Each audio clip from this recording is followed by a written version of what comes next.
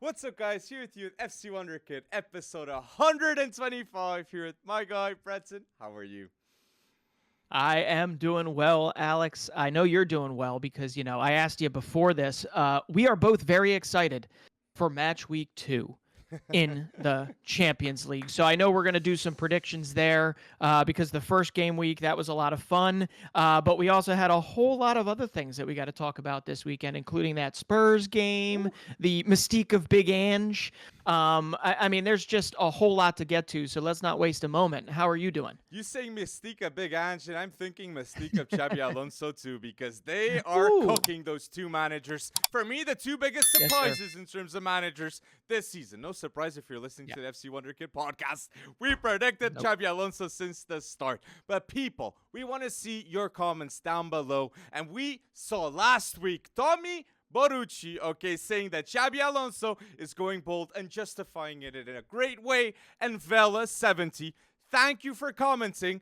Barca's going bold, okay? That's the right way of saying things because Barca is, in fact, going bold. They're still unbeaten in the league, and we're going to be mentioning that too in the Champions League predictions. But yes, UCL Game Week 2 predictions, FC Wonderkid. Here with me and Breton. And don't forget to comment your predictions and like this video for more prediction videos of game weeks of the Champions League. Last one went pretty well on YouTube. So smash that like button to show that you're enjoying these videos. So Breton, I think the first game on a Tuesday that makes sense for us to touch base is on Man United.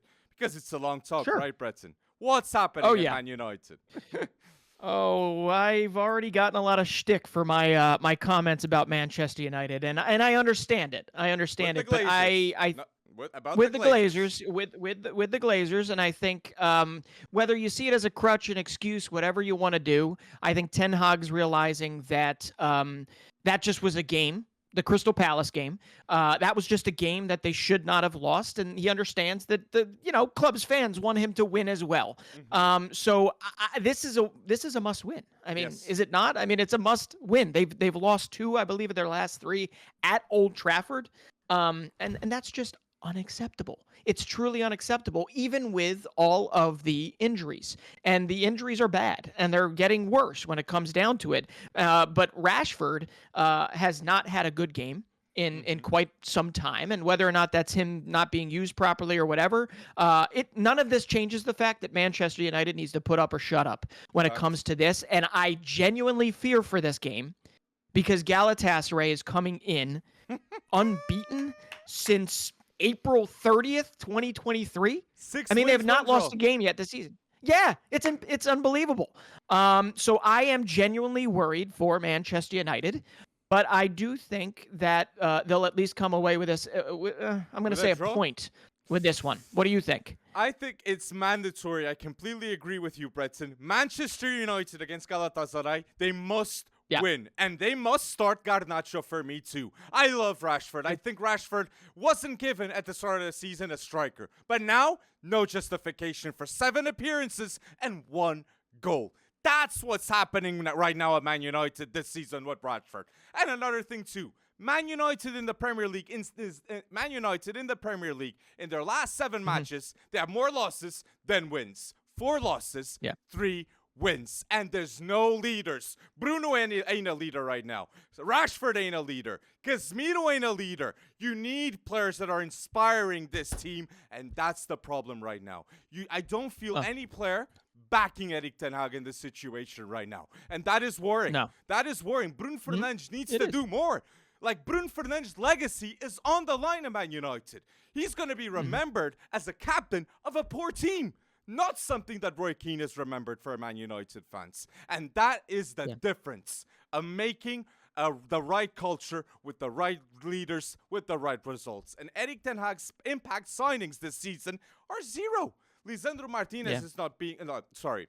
This season, Man United signings aren't being impactful with Onana, with Mason Mount. I might say Reguilon is the most impactful right now. Amrabat playing left back. A right-footed player playing right. I ain't a genius, but Amrabat ain't Arsenals of Benfica, okay? I just want to put that clear because Erik ten Hag must be seeing what Roger Schmidt's cooking with Arsenals of Benfica. But going back to this, Garnacho must start ahead of Rashford against Galatasaray. I see Garnacho as a player that actually believes in Erik ten Hag. He extends with Erik ten Hag, and I completely think he has more passion on the field right now if he starts than Rashford will have against Galatasaray. So that's why you got to give the start and give more minutes to this player. Do you agree with me, Breton? I actually do. I do agree with you. I think it all comes down to fight, to resolve, to matching, what is needed to get out of this hole. The injuries aren't helping, but I just need to draw some attention, Alex, to who is coming to town. I mean, we are going to see Wilfried Zaha. It's like the ghost of Crystal Palace is coming back to haunt them once again, just 3-4 days later. So you've got Zaha, you've got Turkoglu, you've got Mauro Icardi coming to town. You've got Angelino, who I think is going to do some damage on that left side. So it's really, really a compelling, one that you would see as lopsided in the past. I think they last played each other in the Champions League in 2012, back when you had, who was it? Vidic and Scholes' last few years and all that.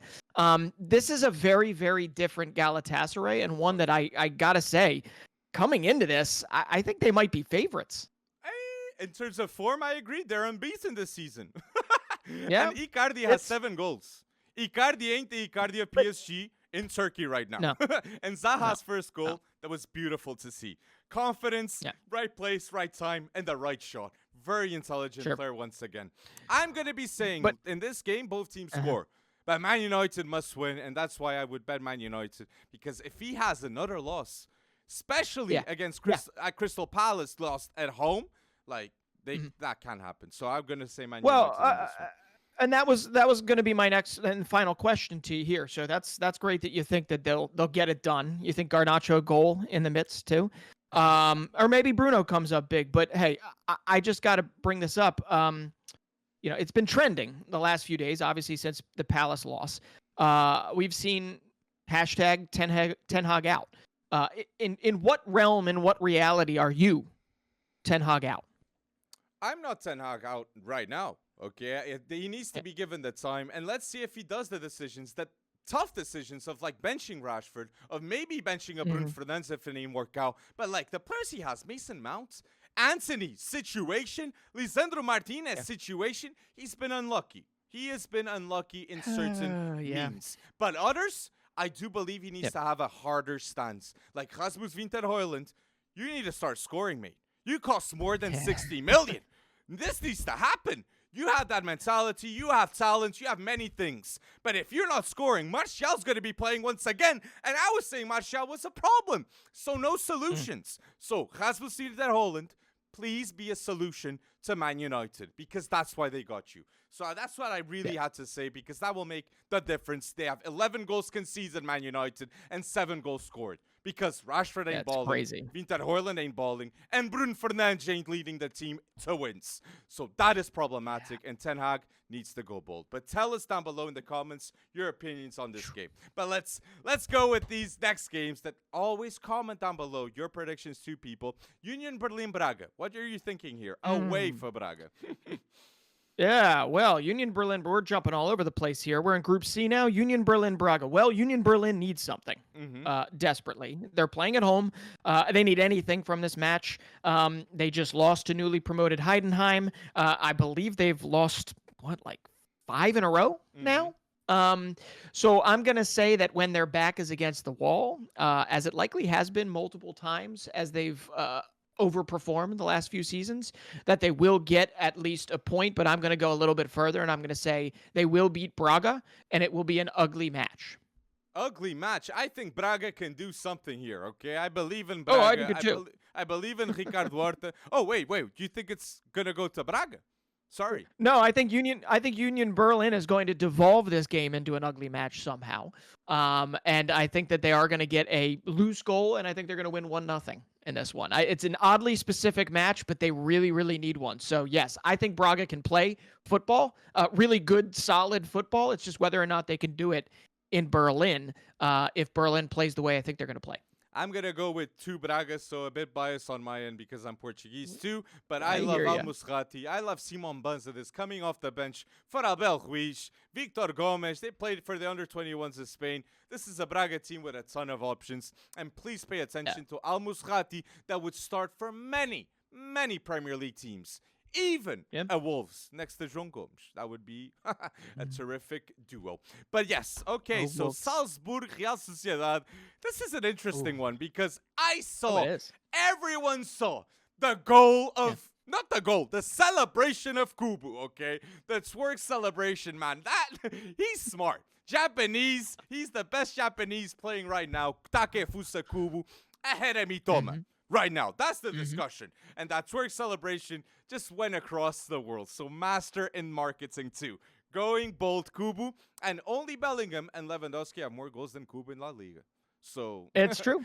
What a player. It's true. Yeah. I completely agree. I mean, he's growing up before our eyes. But no, Oyarzabal's also... he's getting better. Marino's back.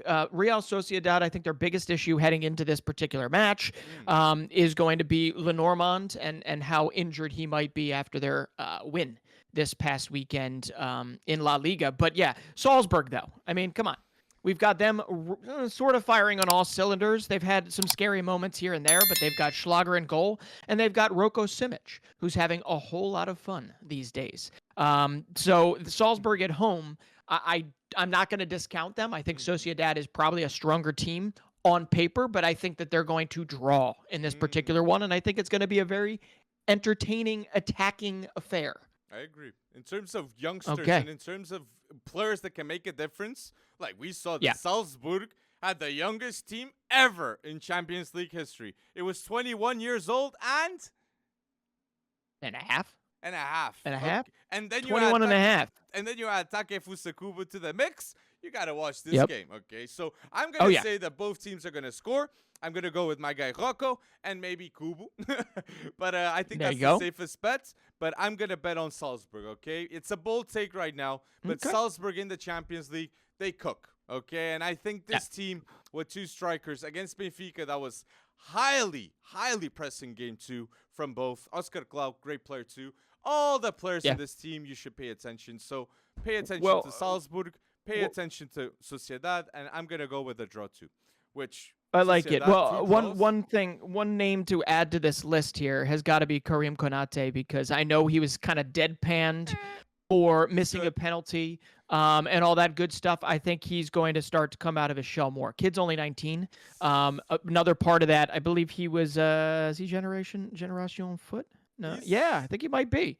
But he is one that you will see come out of there, and he'll get his shot against. It's him or Sekou Kota playing with Rocco. So let's see who gets the pick. So let's wait and see. But tell us down below, what are your thoughts until now? Copenhagen, Bayern Munich. Bayern Munich that not destroyed. It was one of Man United's best displays, but they still lost to Bayern Munich. And now Copenhagen. They may have a Rasmus Winter Højlund. No, not Rasmus. A Winter Højlund. Not Rasmus. But they're not going to make the difference. He's not going to make the difference against this team. Harry Kane, 8 games, 9 goals, 4 assists. Since they lost to RB Leipzig in the Super Cup, they're unbeaten. And they managed to come back and draw against Leipzig. And it's the Kane effect in this team, in my opinion. I fully believe they're going to fully dismantle Copenhagen, and it's going to be a Bayern Munich win. Yeah. Well, I think Musiala is also, him being back in form, back ready to go. He was a big reason why they came back. And we'll get to Leipzig. We'll get to Leipzig in a little bit. But yes. What was that? Oh, well, Sane. But I mean, Musiala sent the pass. True, he sent him through. He's solid. Of Sane, I was non-stop. Those runs, I was shook. It's true.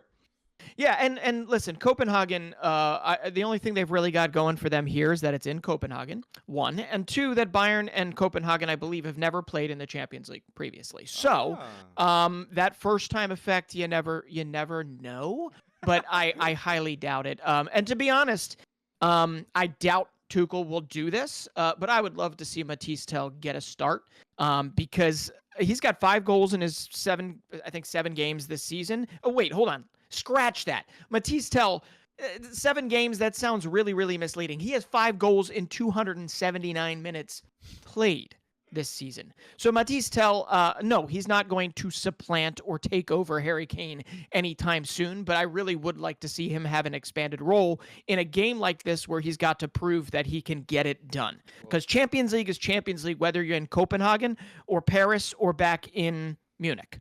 Okay, so we'll see. But Copenhagen, players to watch, Oscarson up top. I mean, it's whether or not any of these players actually break out. This is like their audition against Bayern Munich. Rooney Bargi on the wing. Awesome Wonderkids to watch in this place. Guys that 3-4 years from now will likely be lighting up the Serie A, Eredivisie, or hell, even the Bundesliga, maybe even gearing up for Bayern. Man. I know Bayern has wanted Bargi in the past. We saw Andreas Seldrup come through. Why not see more players come to the Portuguese league, which I think that Rooney Bargi kid, Swedish talent, right? He's pretty special. Yep. Coming off the bench a lot of the times, too.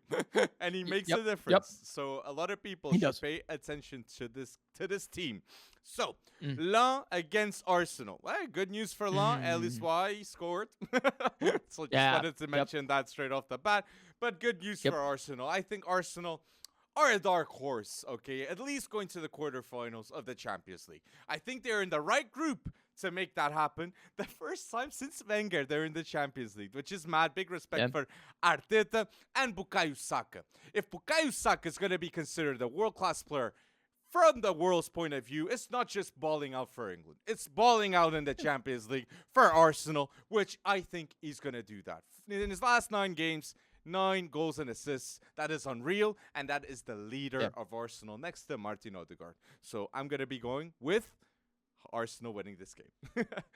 I'm going to have to agree with you. I think Lens, that's great that Eli Wahi scored. It's great that maybe they stopped the bleeding a little bit in Ligue 1, but they're also coming up against a very hot Arsenal 1, a very hot Bukayo Saka, which you already mentioned. And, oh, by the way, if we're talking about Eli Wahi scoring his first goal, I believe there's somebody on Arsenal that just scored his first goal, and that would be Kai Havertz. Hey, they all count, sir. They all count. So we'll see. But, yeah, they made it. They wiped the floor with Bournemouth. It was good to see the team spirit when Havertz scores that goal. Like, to see the unity and to see how everyone was happy about Havertz scoring it. It means a lot. Yeah. And that's what they need. The right positive energy to beat a Man City. That's why they get a dog and they name him Win. Positive energy. I think we call positive energy these days. We call that Big Ange energy, right? Arteta ball did come through first, though. And it keeps on. And I do see Arsenal as the second place still. But that's another theme. But you agree with me, Arsenal wins. Yeah, I do. It's going to take a lot for Lens to get anything out of this, for sure. And I just want to say, imagine if Arsenal gets Osimhen. It's just a blink, but that would fix a lot of things in Osimhen versus Haaland. But that we'll talk more about that ahead of things. And PSV Sevilla. So, PSV Sevilla then. Sergio Ramos with an own goal to give Barca the win. Poetic. Lamine Yamal involved in all this. That I think I did see a photo of Lamine Yamal walking with Sergio Ramos, and now he's like assisting Sergio Ramos towards him scoring an own goal for Barcelona. That is one of the biggest rivals ever of Barcelona too. That is poetic. Well, yeah, you couldn't write it any better in that instance, and it's another one.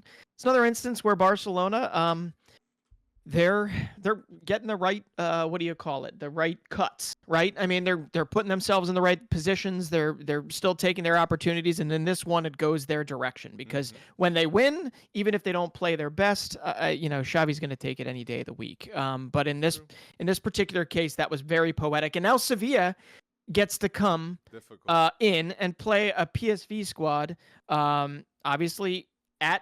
What is it? The Philips Stadion, right? They get to play a team that has won 7 in a row. They've got 23 goals scored. They have, let's see. And they need. Bakayoko. Yeah, I mean, it's absolutely unreal. Malik Tillman having a game that he really, really wanted to have to show that he was ready to contribute. I mean, he's got a lot of attacking talent. This is Peter Bosch. Has a lot of attacking talent at his disposal, but they were exposed. right? They were exposed at the Emirates. It was always going to be a tough game going in. So it doesn't matter if you've won 7 in a row in the Eredivisie because the Champions League is a different breed. And Sevilla, while they're known more for their Europa League plaudits, they still obviously have the possibility to make this one tough. But I think Johan Bakayoko, I think, the form that Luke de Jong is in, he's turning back time. And I really, really think PSV is going to actually be able to win this one. Even though I know Sevilla knows, when they're backed into a corner, they'll get a point. But I'm going to say PSV wins this one.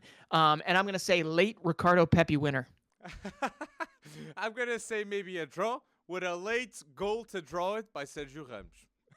Imagine if that happens. I love that. I love that you are seeing the Joey Veerman light, though. Joey Veerman needs to be in a massive club next season. Ooh, just like Johan Bakayoko. Okay, I think those two, and maybe Pepi in the next 2 years. He develops big time, and he's no doubt the striker for the U.S. men's national team. Let's wait and see. Balogun is in the round 2. But yes, the next game is quite a difficult one to predict. It's Napoli against Real Madrid. Real Madrid, boy, oh boy, they had a statement game against Girona. Vinicius Jr. is back, and Vinicius Jr. is back with Jude Bellingham as the star of the team. One goal and an assist for Jude Bellingham. In his last 8 games for Real Madrid, he's got 9 goals and assists in this team. 100 million? That is justifiable big time now, okay, at the age of 20. Unreal. Unreal. So I'm going to go with draw, Osimhen, and Jude Bellingham goal. Wow. Okay, because, the counterpoint here is that Napoli has woken up. Right? True. They have definitely woken up. And has woken up. Oh, my gosh. Exactly. It's as if he has heard all the negative chatter on X or on Twitter or whatever the heck you want to call it. And he has said, I'm back. He's got a goal and 2 assists in 2 big Serie A wins within 4 or 5 days. And I think they had 8 team goals scored. I mean, even Peter Zielinski's getting on the scoreboard. And, they had this bizarre motivational technique, Napoli did with Victor Osimhen, right? Where you let some rogue social media director go out and post some kind of negative videos about Victor Osimhen. Victor Osimhen then gets pissed off, and he goes out and scores a bunch of goals. So I think Napoli and Real Madrid are meeting at a really, really interesting time. But I think this is not early season Napoli. This is Napoli of now. And I agree with you. I think they're going to share the points in this one. Because remember, in the last one, Union Berlin actually took Real Madrid all the way to the end. And it took was it a late Jude Bellingham goal that was, earned them the 3 points, which was kind of heartbreaking for Union Berlin. But Victor Osimhen, okay? I mean, imagine having to motivate a striker or just rattle a striker that already has 5 goals in 6 Serie A games this season, and an assist in that their Champions League game. But he's also got 79 goal involvements in 87 starts for the club in all competitions, and he's led you to a Scudetto title, the first one since Maradona was around. I just don't understand the tactic here when it comes down to it. I don't think there was a tactic. I think it was just stupidity. But when it comes down to it, it feels like Victor Osimhen is going to leave this club in the future, and that might have been the nail in the coffin. But until then, he's going to score a whole bunch of goals. So this seems kind of like an audition game for Osimhen too. Does it not? I think the world already knows about Osimhen. Osimhen, of course, in terms of African strikers, he's one of the best ever already, in my point of view, at the age of 24, 25. That is unreal what he's doing in a short period of time. 24. And 24, unreal. So what I have to say about the Osimhen incident, Victor Osimhen is a Napoli legend. Victor Osimhen brought back the Scudetto to Napoli. Victor Osimhen isn't liked by a TikTok admin of Napoli. That's not the fan base. That's not the fan base. Literally, fire that man. Yes, exactly. We do our posts on FC Wonderkid. We get them right. Yeah. This man can't get them wrong for a team like Napoli. It's unreal and disrespectful towards one of the biggest legends of Napoli in such a short period of time, which too, Victor Osimhen is the most expensive player in Napoli's history. So Cristiano Ronaldo would never get a post like this in any club he's played for. I'm not even saying on previous clubs, ex-clubs. No one would treat him like that. No one would treat star players like this. So something is under. Maybe when you say tactic is maybe there's something under that we don't know that's happening beneath the club. And Victor Osimhen didn't even say hi to his teammates after that incident. He wasn't happy. He deleted every image associated to Napoli in his Instagram account. So this is it. Yeah. So Victor Osimhen will be leaving. Right. Will be leaving.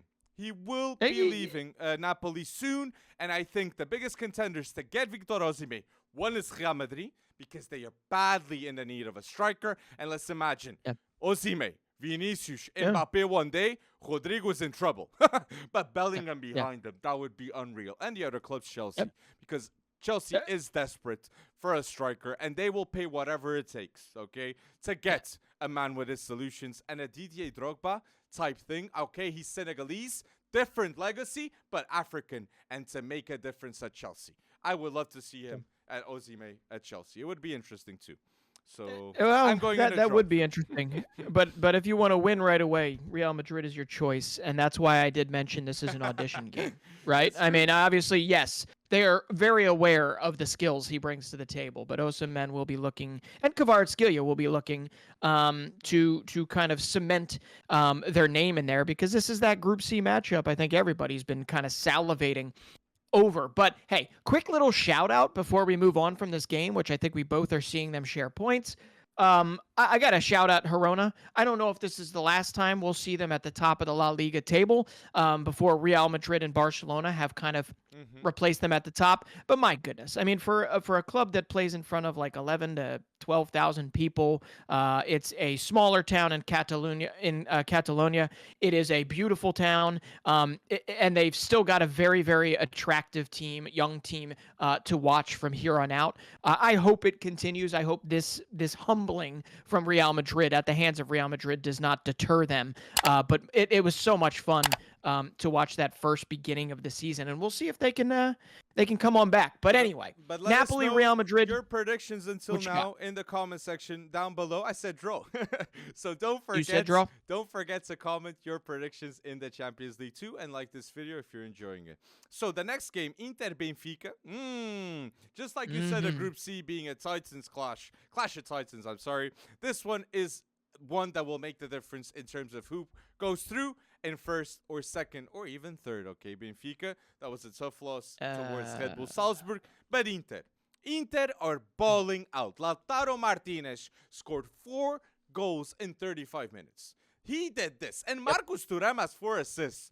You must pay attention to Inter, which I'm not saying Barella, Di Marco, Bastoni, a team that is a dark horse most definitely for the Champions League. So I am going to say that at home, if Benfica, now, at Inter's home in San Siro, if Benfica beats Inter, that's a game-changing game that will make them be motivated towards winning the Portuguese League too. So I'm going to say 2, both teams scoring. I think that's my safe prediction, but I will go with Inter being more likely to win this game because it hurts me to say Benfica Portuguese team loses. I hear you. Who's replacing Antonio Silva? Morato, great player. Morato. Okay, cool. Back. Yeah, another young guy. Yeah, for sure. I know he's a little bit older than Antonio Silva, but he's still what, 23? He 23, and Benfica refused 25 million this summer from Fulham. Oh, Fulham. Okay, yep. Tony Khan. Calvin Bassey replaced him. Yeah, well, I'm going to have to agree with you on this one. I mean, Lautaro was quote-unquote rested this weekend, and he still scored a poker. And I believe, no, I don't believe, this is definitely verified. He is the first in Serie A history, Lautaro Martinez, to score 4 goals off the bench. Right, in a substitute appearance in Serie A history, which is just incredible. And I don't think he gets still enough credit for what he has done for Inter Milan.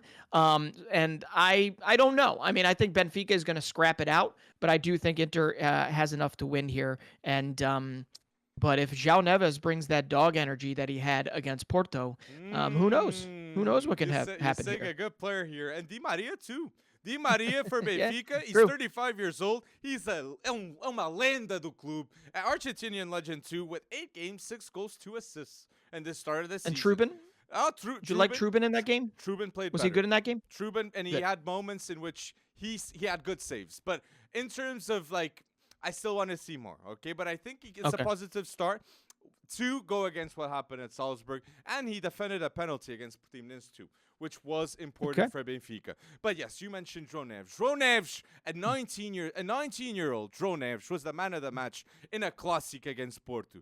Benfica youngster, made in Seychelles. And what I can say here, he's got the talent, he's got the passion, he's got the commitment, and he's got the honor in full display every time he plays for Benfica. So you must pay attention to this kid. That it's a bold shout, but don't be surprised if he goes to the Euros. He's got the heart on his sleeve. He wants everything to happen that he fully believes. And he believes in Benfica, and he believes in Portugal. Because if you don't know too, in his first under-21 games, João Neves, he came off the bench, and he scored the game-winning game. That is what we're being shown at under-21, when he just comes on. Because yes, if you told a person last season, at the start of last season, João Neves was going to start for Benfica at the end of the season and be instrumental now, they'd say you're crazy. And João Neves started ahead of Florentino against Porto. A defensive mid. So it was Kokshu and João Neves. So this kid in duels, he does everything. So pay attention to him. And as I'm saying João Neves, comment too down below youngsters that you believe are going to be going bold in this Champions League, because it's not just him. Right, Branson? No.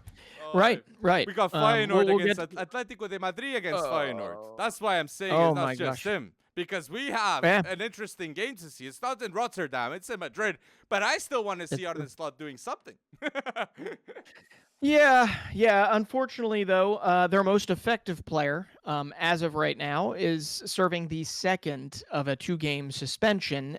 Because before we register our winner here, Feyenoord will be missing Santiago Jimenez. And if I don't mention him, my top is going to blow right now, because literally it's been 2 weeks in a row that this guy is on fire. He's 22 years old, and I'm really sad to report that as an American, he is a Mexican player. But my goodness, Mexico's future at striker at 9 is in very good hands. 10 goals in his first 7 league games. He's got a goal involvement every 45 minutes.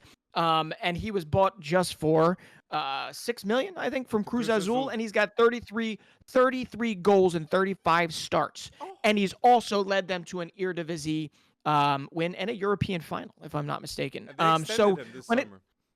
And they extended him, and he's yet to pick up this pace for El Tri. So we're like crossing my fingers here. That's great. But listen, none of that matters, because unfortunately Feyenoord is going to have to go to the Wanda, and they're going to have to face an Antoine Griezmann and a reinvigorated Atletico Madrid who has vanquished Real Madrid in the Madrid derby, made Barcelona the happiest people alive, and then followed that up with another win.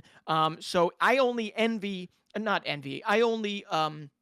feel bad that Feyenoord is coming into this having to play a really, really, really well reinvigorated Atleti's side. So I really don't know what to do here, because I'm going to be honest, I would like Feyenoord to win, but I think at best Feyenoord can get out of here with a point. Atletico Madrid, I'm going to say it, they're going to get out of there with a point. What do you think? You believe in Arne Slot, which I think he's a terrific manager. I think this team plays great football. No Santiago Jimenez, there's Igor Paixão there. He can make something happen. But I'm not going to be as much of a believer. I'm going to go Atletico because I do believe Atletico won't win La Liga, but Atletico will be a strong contender to win La Liga, and they will be strong in the Champions League too.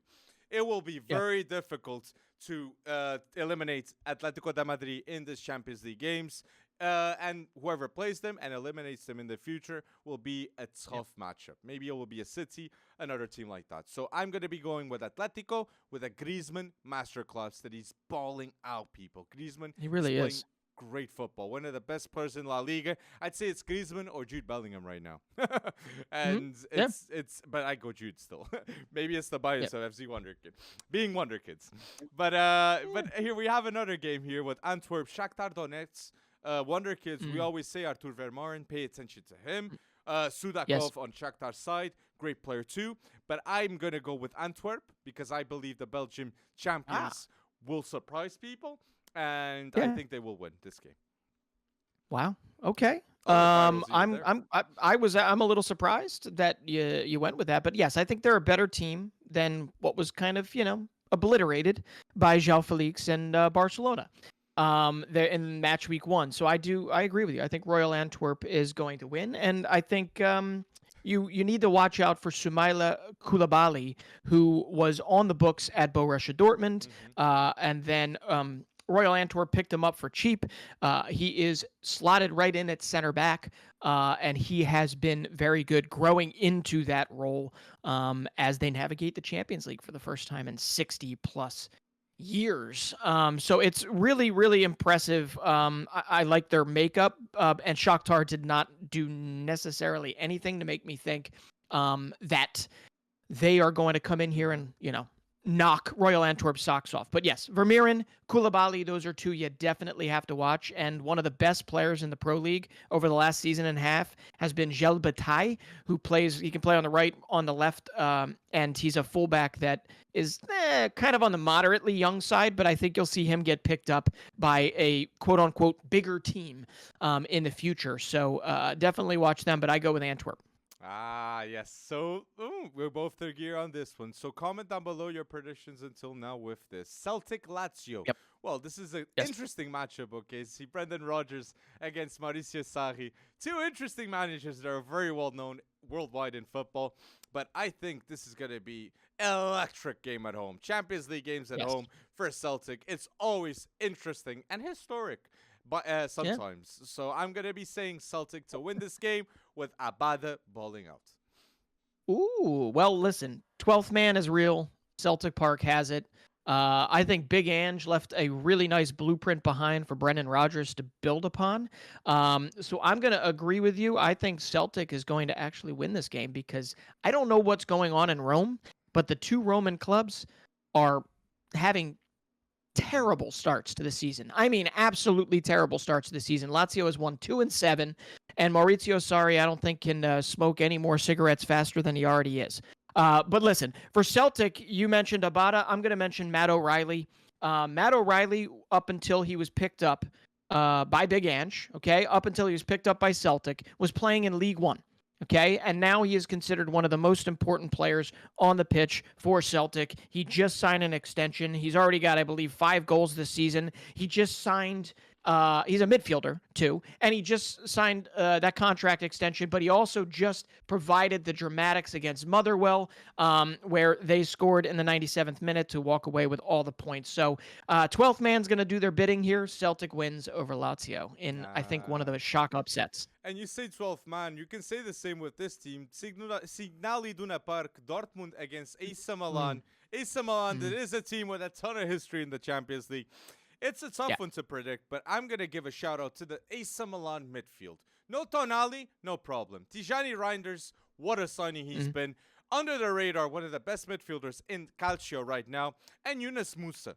What an engine. Yes. If you judged him from Valencia, watch him now at AC Milan. And even a Loftus-Cheek that seems really happy where he is right now. Benacer, come back. So I'm going to say AC Milan's going to win this game. And I want to give a shout out to Rafael Leão in Serie A. 3 goals, 3 assists. He's the big man now. And if there's a start bench cell with Rafael Leão, Chiesa, and Kvaratskhelia, you have to start Rafael Leão in my view. He's the player that can be in the Ballon d'Or top 5 discussion if he balls out in the Champions League. And I believe you can dream. You can dream. So dream on, Rafael Leão, and make it happen with a smile on your face that you keep on doing on the pitch. So I think Milan will surprise a lot of people and win this game. Okay. Well, that's it. I think Signal Iduna is just a tough place to play. 70,000. The yellow wall is widely seen as, I don't know, one of the most imposing, figures or the imposing sides of a stadium when you walk into it. It's flippin' breathtaking. But I think the narrative here, I'm going to say Dortmund, Milan share points in this one. Milan has exercised the demon of that Milan derby, and they have come back and beat Lazio. Christian Pulisic has 3 goals and 1 assist in 500 minutes this season, which already eclipses what he was able to do and double that in an injury-riddled season for Chelsea last season. And no, this is not a dig at Chelsea. This is very simply put, Christian Pulisic is happy, he is confident, and he is healthy. And long may it continue. And I want to see him return to the place that nurtured him, to the place that brought him a whole lot of joy in his start in professional football and do really well. So I'd love to see another Christian Pulisic a Christian Pulisic goal, even though I think they're going to share the points here. And just a quick shout out. I thought Dortmund were going to start the season pretty terribly in the Bundesliga, and they've done pretty dang well. Daniel Malen has stepped his game up a notch and deserves a nod for what he's been able to do this season. He's been very good in that right wing. So we'll see what happens. Interesting one. Don't forget to comment down below your prediction until now. This is another one. St. James Park with the Newcastle is always a tough game, okay? And Mbappe, if he's going to be in the Ballon d'Or discussion, he needs to beat these adversities. Adversities that right now he's not playing too well. PSG's not playing too well in the league. So they need an answer, and that's where Mbappe can answer to the whole world, showing up, and as he does for France. So let's see if it does, and they win. You have them winning at St. James or no? I have them winning because they're in a position in the league that they have to win. So Mbappe, fair enough. Hat trick if it has to be the case. Because I'm confused. I don't know how you score 4 goals against Marseille and then you get shut out by Clermont. Right? That's pretty insane. But listen, Newcastle, here's the other little data point here. And I do owe Newcastle an apology after, I think it was, 3 straight losses or a big win and then 3 straight losses from Newcastle. They haven't conceded a goal, Alex, in their last 5 games. They haven't conceded a goal. Not one. Okay? And they've won a whole bunch of those games, too. They weren't all 0-0 draws, and they've been doing that with Sven Botman in and out of the lineup, with Sandro Tonali in and out of the lineup. So they've, won a whole bunch. They've scored 11 in their last 3 games. Alexander Isak can score, from the penalty marker, and he can score an open play as well. And it's been really, really impressive. So I think PSG, it is. I agree with you. It's a put up or shut up type of game.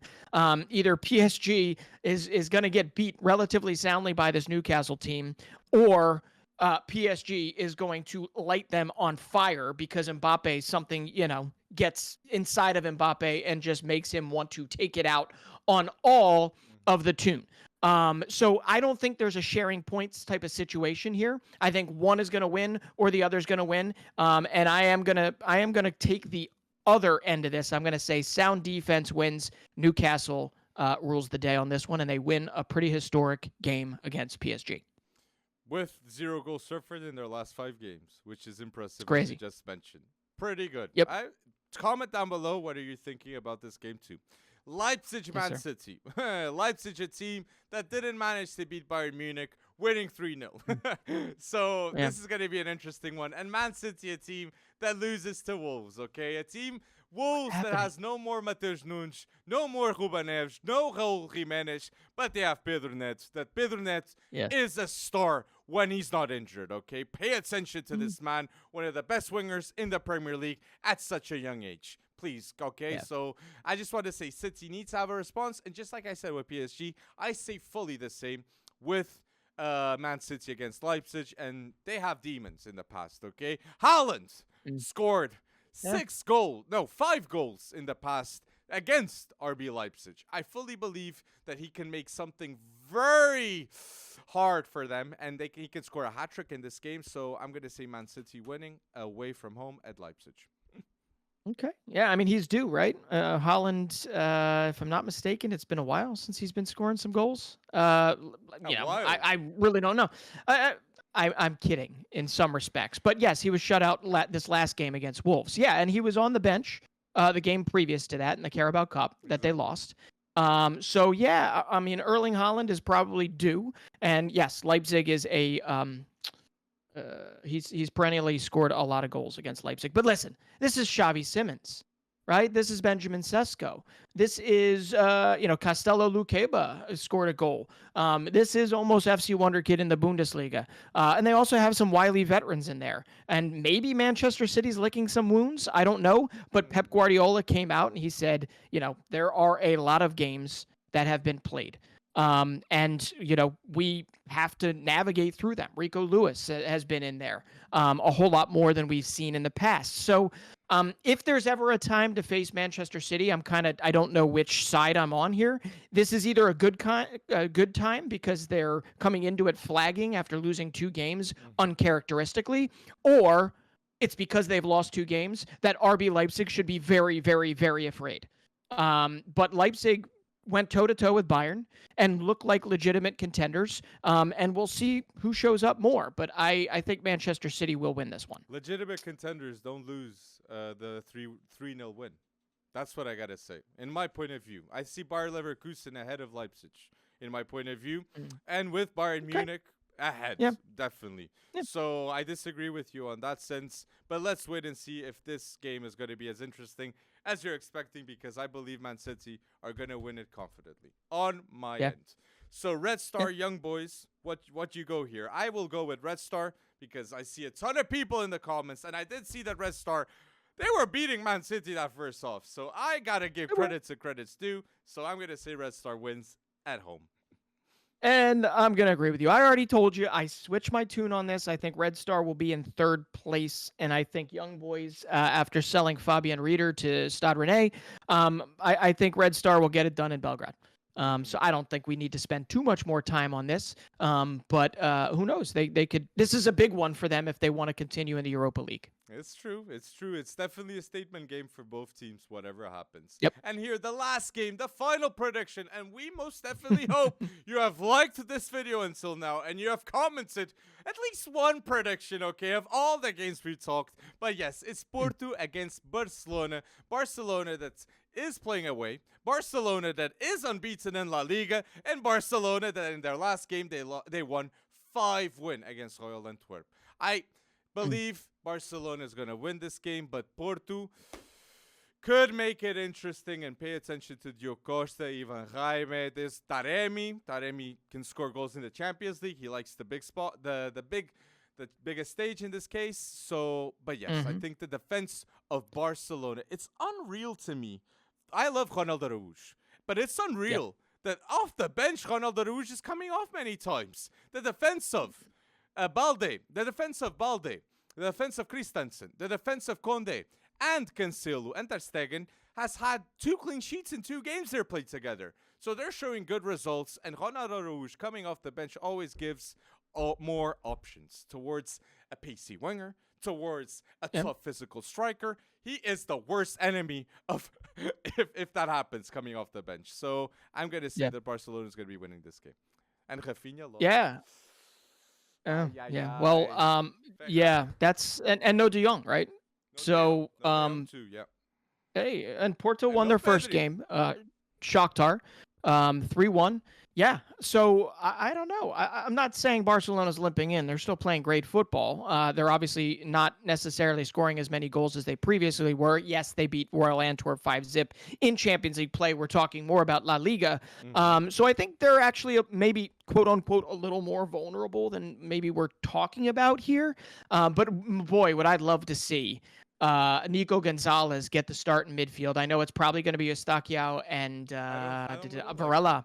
Yes. And Varela, right? But I would love to see him get it against his former club, and to see him put in a, hey, this is what you're missing type of performance against them. But I think at best Porto can look for a point here. And actually, you know what? Say it. They're gonna share the points. Let's do it. Let's do it. I think Taremi. I'm gonna say Taremi PK. And it'll be like 1-1 unless Wenderson Galeno has a another ridiculous game like he did against Shakhtar. It's true. Man of the match for a reason, man. That was unreal, his game against Shakhtar. Very pacey winger that he needed that game too. But Eustáquio, Alan Varela, I like that midfield, but let's wait and see. Let's wait and see what's gonna happen. But make sure you like this video and don't forget to comment down below your predictions, even predictions of who's gonna win the Champions League, and justifying it in your comments too. We will give a like and we will answer those comments because we thank everyone that is supporting our community. Thank you, people, for listening until now.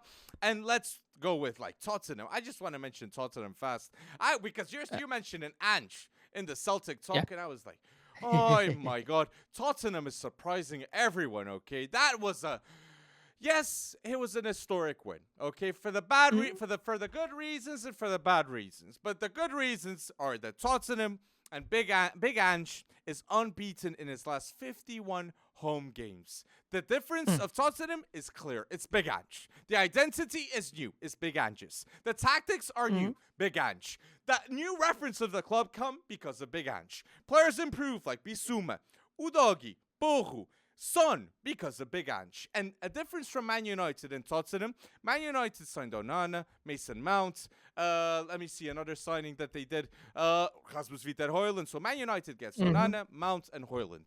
None of those signings are impressing like the Tottenham ones with Big Ange. No. Vicario, impressive. Mickey van de Ven, impressive. Madison, one of the best players in the Premier League. Hugely impressive. So that's the difference. He's being efficient, and he only had one preseason, Ange Postecoglou. I have to mention this. And yes, Mickey van de Ven didn't get selected for Netherlands' first team. That happened. That happened, people. Such a quality center back coming from Wolfsburg. He was expensive, but he's justifying how expensive he was. And don't forget that Kevin De Bruyne came from there. Edin Dzeko came from there. Many talents come from Wolfsburg. Mickey van de Ven is the next one. So I wanted to give it that shout out. Maxence Lacroix after that. But listen, I'm in agreement. I'm in agreement with you. I mean, he's got all the signings right. They fit right in. Vicario's growing into the game. I know you had your reservations. He came from Empoli. I was wrong. But he made that double save in the 13th minute was just awesome. But I have to agree with you because you kind of alluded to it. There is an asterisk, right? It feels like there's an asterisk on this just because there was a massive VAR oversight. And it wasn't VAR's fault. It was the humans that run VAR.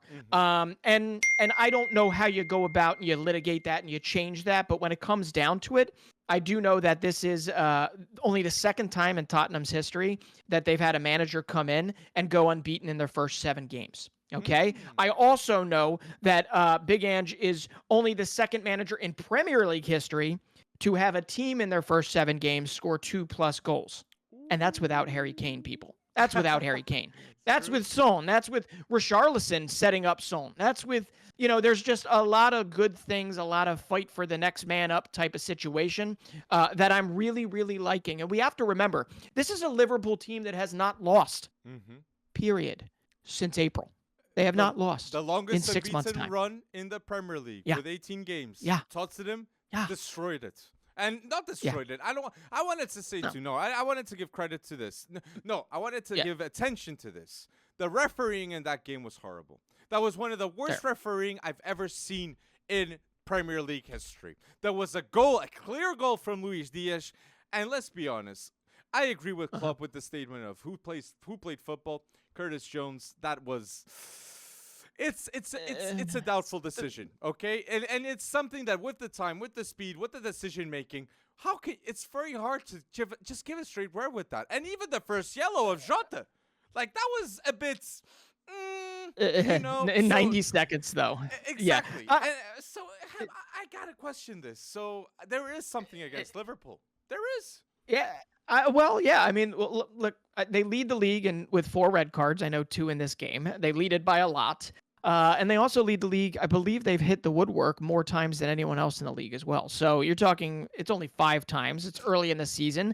I'm not worried about Klopp and Liverpool because even with 10 or 9 men, they still played very, very well. But I think, yes, to focus on where our minds were with Spurs under Conte and where our mind now is with Spurs under Big Ange, and to hear 60,000 people at Tottenham Stadium chanting this man's name in a song already created for him, it is it's kind of heartwarming, even if it does mean, Levy's going to Levy, right? So I really, Spurs have exercised a demon here. This is the first time that they have won against Liverpool since 2017, Alex. Since 2017, 21 games. 21 games. And if you're a player watching from the outside, looking in with Tottenham is an attractive team to join now.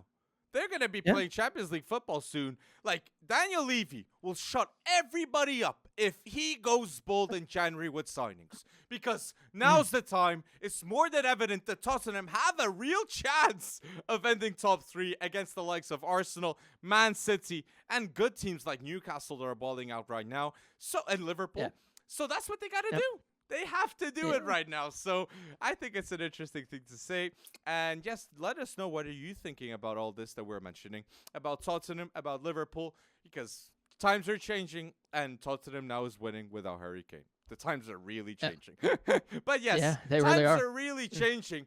Lionel Messi is in the MLS. Times are changing, but if he's not present, the ticket sales go down, and the chances of Inter Miami winning a cup go down too, because the difference from the Leagues Cup to the Open Cup, it's Lionel Messi playing. Clearly. It was not a tougher matchup. It was just that the Inter Miami team didn't have Messi, and that's all it takes. The best player ever in the MLS not to play.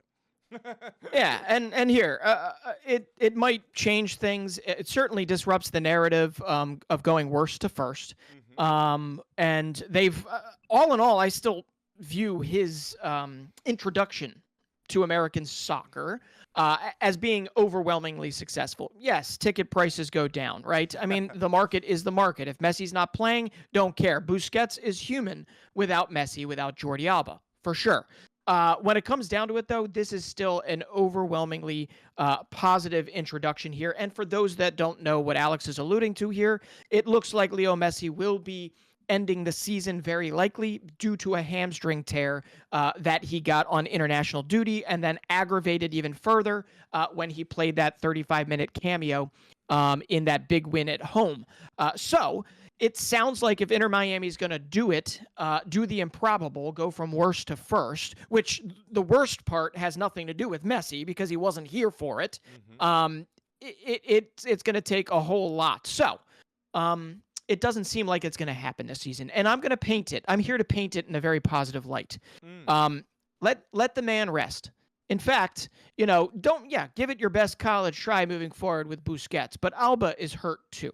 And a lot of these players are getting vital experience trying to win these games without him, and their confidence levels are still massive with him even around. You're talking about Benjamin Kramaski. You're talking about David Ruiz. You're talking about Noah Allen.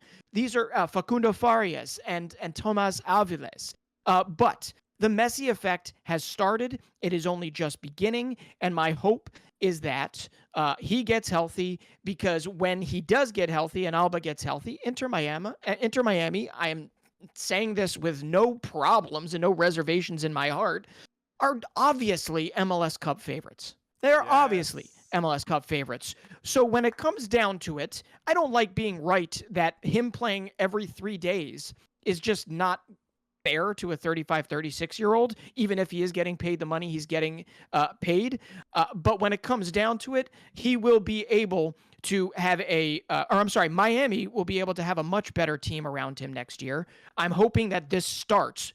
Messi's arrival starts the process of opening up those purse strings so that they don't just bring in star players, right? They bring in players that provide for depth, because we're at the point where Major League Soccer is playing up to 50 fixtures a year, right?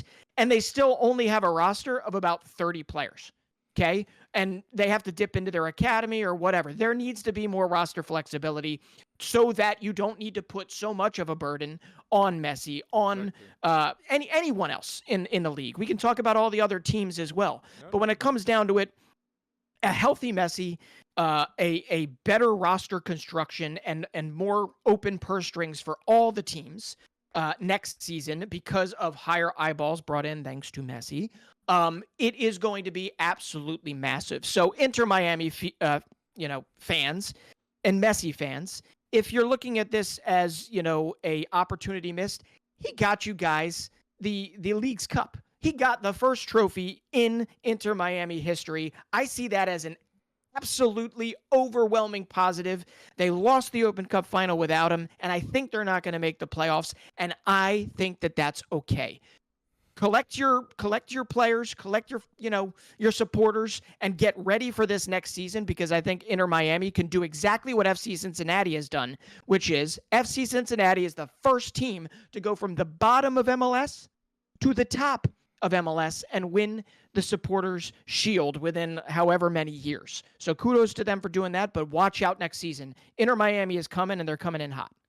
The best team in the MLS when everybody's fully fit. I completely agree with you. And you said it, yes, because the MLS is competing against the world. And I say Brasileiro is ahead of the MLS, and that's no surprise. No surprise. And any top European league is ahead of Brasileiro. So the way I see it is you got to improve the rosters, yes, and the pitches, mate. The AstroTurf pitches to be in display in the MLS is embarrassing for a player like Messi. The fact that you have an AstroTurf pitch shows poor quality thinking about the football in display. And I think he's going to have a positive change towards those little things and even quality of managers. I believe there's going to be a better turnover with managers coming in the next 3 years with the World Cup coming to the United States. So a lot of positives on that sense. And yeah, it's a case of time. It's a case of time because we're going to have answers if Messi will play more, because I don't think he's fully out. Maybe I'm being hopeful here, but I think Messi, he gets a part of that Apple deal. He gets a part of the Adidas deal. It's commission based. Yeah. So I do see him as a front runner to the sales. And a lot of people now might have canceled their Apple TV because Messi ain't playing. So I don't know the stats. I don't know I don't know the numbers, but what I do know is when Messi was playing for Inter Miami and he was subbed off, people were leaving the stands. And it was not just one or two. It was thousands. Thousands maybe. Yeah. So if he's not playing, thousands won't turn up. So let's wait and see. And I think the league will try to make him play. Like you in the NBA, some players have to play 82 or 80 or whatever it is. I think this is the case. I'm gonna say something here that beyond Messi has had a collateral effect in the sense that Messi's arrival isn't just about Messi's influence on Inter Miami, because supporters leaving an Inter Miami game because Messi has gone off the pitch, that says more about Inter Miami's supporters.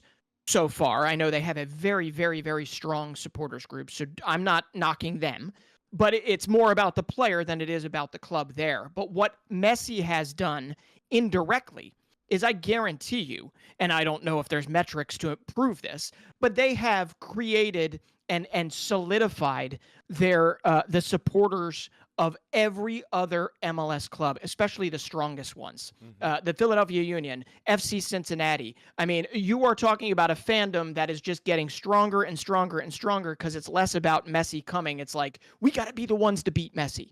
We got to be the ones to exact for change in this league so that we can build rosters that can compete not just with Messi, but also with Liga MX, also with those Brasilia Real clubs, also with, you know what I'm trying to say here. So I really do think that beyond that, they might lose a little money due to only Messi fans losing their or getting rid of their MLS Extra Pass or whatever the heck it's called, season pass.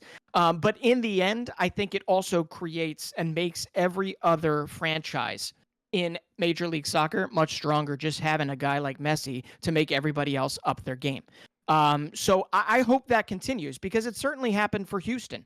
Houston went down to the U.S. Open Cup. They largely, for the first half of this year, not MLS Cup, the U.S. Open Cup, they went down to Fort Lauderdale to play Miami, and they had to beat a Messi-less squad, a Jordi Alba squad, but they had to do it knowing that they have been largely for the first half of the season not a very good squad, and now the second half of the season, Hector Herrera is one of the best players in the league. I hate to say this about another Mexican player because I've already said two nice things about Mexican players, but Hector Herrera and Houston Dynamo and Ben Olsen, they played really, really good football to beat this Miami team at home. So it is just another example of, I believe, the indirect effect of Messi on the rest of the league. So I think Inter Miami is going to be fine. I think they're going to move into their stadium in a couple years, and it's going to be gorgeous, and it's going to level up this whole league, and Messi will be a big part of it, even if he doesn't do it from a playing perspective, say a year and a half or 2 years from now. I think it's still going to jumpstart Major League Soccer as a massive destination for other players, not 35 or 38-year-olds, more so like 21-year-olds. 22-year-olds looking for that stepping stone. And I am here for every second of it. But the first thing that needs to happen this offseason is purse strings have got to open. Exactly. There needs to be more roster spots. And you are 100% correct. There needs to be an outlaw on AstroTurf, even if it is an NFL owner that owns the MLS team, right? There just needs to be. You got to protect the players if you're going to throw them into the meat grinder. It's right? An MLS. No, exactly, mate. You cannot do that. It's embarrassing. I think the injury likelihood of getting an injury on AstroTurf is like more than 50% more. So you are injuring your players. That the more time they play, the better for you. So you lose. Yeah. So I completely agree. And two things too that can have an influence in the MLS is the headquarters of the Argentina Federation will be in Miami. And the other thing, too, is FIFA is going to open a new headquarters, which a lot of people are going from Switzerland to Miami to live, okay? And this is bringing, I think, 200 more jobs to Miami from FIFA. So FIFA is thinking in U.S. soil. So that is a huge effect. And, yes, let us know, what are you thinking with Messi? What are you thinking on the MLS? And do you think that Inter Miami will reach the MLS playoffs? That is the big question, and don't forget to like this video. But we are FC Wonderkid, and we wanted to end this end this podcast with a Wonderkid shouts, because the Champions League is happening and the Youth League is happening, mate. Because yes, the UEFA Youth League has many stars, and they've had João Felix in the past. They've had Zaire Emery in the past. They've had Xavi Simons in the past, and now we have others to shout out. I've got 3 here that I really want to talk, and yes, but you go bolder with this, and who's going to be your first shout, Prince? I don't know. I mean, we might be, jumping on each other's feet here, but I got to bring up AC Milan. I got to bring up AC Milan's Francesco Camarda. I mean, he's the youngest ever Italian goal scorer in the UEFA Youth League by a lot. And it's been about a year and a half that he's been making the social media rounds with his 480 plus goals in like 87 games or something for other youth teams within AC Milan's youth academy. But listen, he's 15 years old. He's already got a goal in his UEFA Youth League debut. He followed that up, I think, with a hat trick in the Primavera Cup. Yeah, a brace. Yeah, a brace. Was it a brace? Oh my gosh! Wow. Yeah. So 15 years old, and this kid already looks like he's probably like 18 or 19 physically. Target striker, but still has speed, amazing precision. He's gonna be one to watch, or he has to be one to watch. And I really, honestly, wouldn't be surprised if by the end of the year, whether it's a Coppa Italia game or something of that nature, that they don't get him on the bench at some point, and maybe he sees his debut. Breton, I'm just gonna say this. I spoke to people inside AC Milan, and they said that this is one of the best talents they've ever seen in their eyes. One of the best talents they've... Francesco Camarda, okay? Forward. Please remember this name, because the talent he's showing is unreal. And the impact at 15 in the Youth League. We've seen this with Lamine Yamal. We've seen this with Xavi Simons. We're going to see this with Francesco Camarda too. So that's what I got to say, people. People inside, I'm not joking, big praise. And I can mention after who told me that, Brett. But Sounds good. But yes, I want to mention a Portuguese man. I saw that first game of Benfica. They didn't beat Salzburg. Salzburg, that is a synonym to Wonderkids, so naturally the best go there. But Maiden Seychelles does have an effect too. And João Veloso. If you know João Neves, If you knew João Felix, you're going to know now João Veloso, okay? Center mid, very creative, high work rates, and he can shoot a ball and score a golazo at any moment. That's what he did against Salzburg. So you might as well pay attention, because for João Veloso, his best trait is not scoring these golazos. It's his vision. It's his passing. So you might as well pay attention to him right now. João Veloso. Okay. Great player, Breton. All right. Yeah, I'm with you there. All right. Well, I got to bring up one that everybody kind of knows, I guess. You know, he does go down as the youngest Premier League player of all time, and that is Ethan Nwaneri, right? Ethan Nwaneri is only 16 years old still.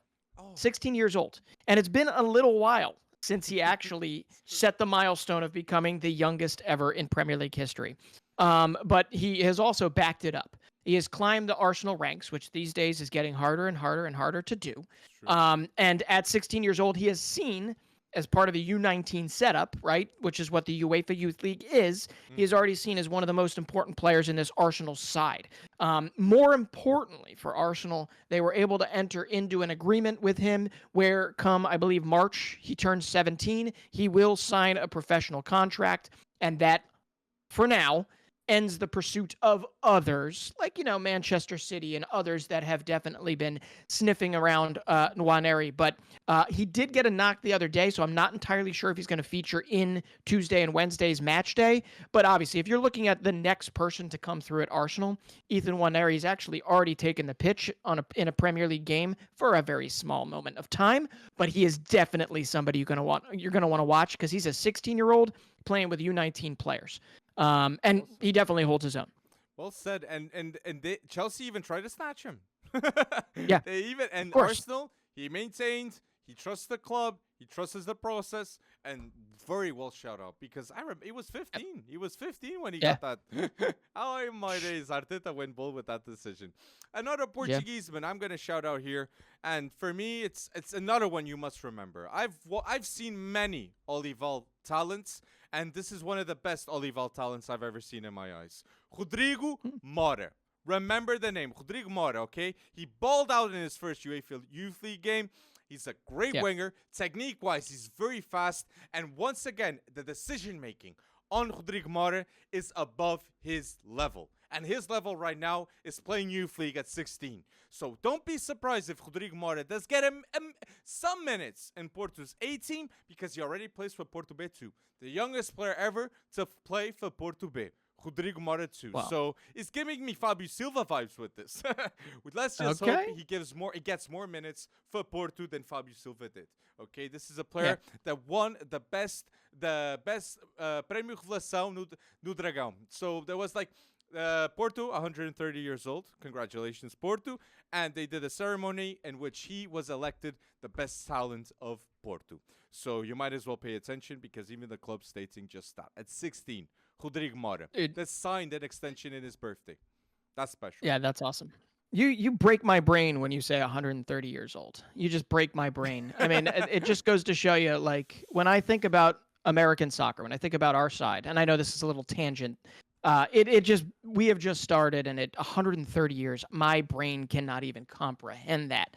I won't be here then, so it doesn't really matter. But ultimately, I can't wait to see the growth. Anyway, my next player, I got to go back to PSV. PSV Eindhoven, and Feyenoord are two teams we're following really closely this year, because they look like they want to beat up on Ajax for the foreseeable future in the Eredivisie. But on PSV, they have a long line of really good attacking threats, as we've seen with Bakayoko, and long may it continue, because the next one is actually here, and it's an 18-year-old. It's Jason Van Duiven. And Van Duiven is he's already got 4 goals in 6 games in the Eredivisie, which is literally the second division of the Eredivisie, right? And he's doing that at 18 years old. He's already captained that reserve side. He's already captained the Youth League side. He had a goal and an assist against Arsenal in that UEFA Youth League opening win over them. I think it's not just Jason Van Duiven, but you have Van Duiven, you have Amir Bars on the left, I believe, and you have in midfield Tygo Land, who has already, I believe, made his Eredivisie debut in midfield for them, or at least it was in the KNVB Cup. But PSV Eindhoven has a very, very good one in Van Duiven, who I think by the end of the season, you will know his name. 100%. He also has a 17-year-old brother who plays in the U18s, just one class down. So you got to watch him, but very good. You could play wing, but mostly features up top. So remember the name Jason Van Duiven from PSV Eindhoven. Oh, well, that's a good shout. PSV players. That PSV, they're balling out in the league, and now in the youth league, they're a team to watch. My last shout out with the youth league is Iker Bravo. Iker Bravo, a player that has played in the Bundesliga. Everywhere. The first team in the Bundesliga. He's played at Barca too, it's true.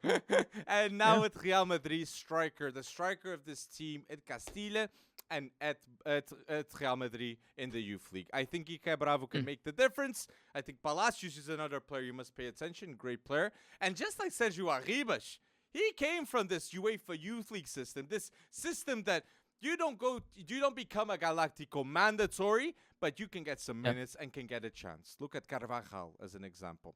So I have to tell you, Iker Bravo, pay attention to him. And yes, Alvaro Rodriguez isn't playing, so there's a reason why for that too. So Iker Bravo. All right. Well, there's so many names. I'm not even gonna say a Barcelona player like Pau Prim. There's just so many names here to even consider. But the one, I think we should actually go follow FB Wonderkids on Twitter on X, or maybe in the comments section. I'll put like a massive list of players you want to watch, or like 2 on each team you want to watch. Anyway, long story short, I got to bring up the fact that people are still surprised to find out that Rasmus Winter Holland has 2 twin brothers. Okay. One has already made the leap to the senior squad for FC Copenhagen. That's the midfielder. I believe that's Oscar. The striker, Emil Winter Holland, already has a goal in the UEFA Youth League when Copenhagen ran over Galatasaray. Okay, 5-1 in their opener. And if you want to, look out for the new Winter Hollands. Emil is the one you can watch in the youth league as striker, but he plays with 2 other guys, Noah Sasa and Amin Xhaka, who will be big in the future, probably in the Bundesliga or the Eredivisie is the next step. But if you're looking at guys that are going to have tougher routes to the top, these 3 are big, and one of them happens to be a twin brother. And that's Emil Winter Holland, along with his brother Oscar Winter Holland, who's already in the senior squad. So I had to give Copenhagen a little bit of love, even though that's doing it in expense of not talking about Shea Lacey or Pau Prim or any number of players we can highlight here. But the youth league. Oh, man. Yeah, baby. He's so good. One of the Man United's most exciting talents to watch. And by going by this trajectory, they might need to play him. Yeah. But let's start with Garnacho starting first. But please, let us know your players to watch, not just in the youth league. Because if you're listening to this podcast until now, you've been going bold with a lot of topics, so let us know, what do you think we should talk more about, okay? What have we missed that we must talk about in the future? And don't forget to like episode 121 to show that you love our Monday show. Every Monday, it's out at 6 o'clock, people. So go bold and be ready at that time on YouTube, okay? So thank you, people, for going bold with another podcast, and thank you for being a part of this wonderful community, people.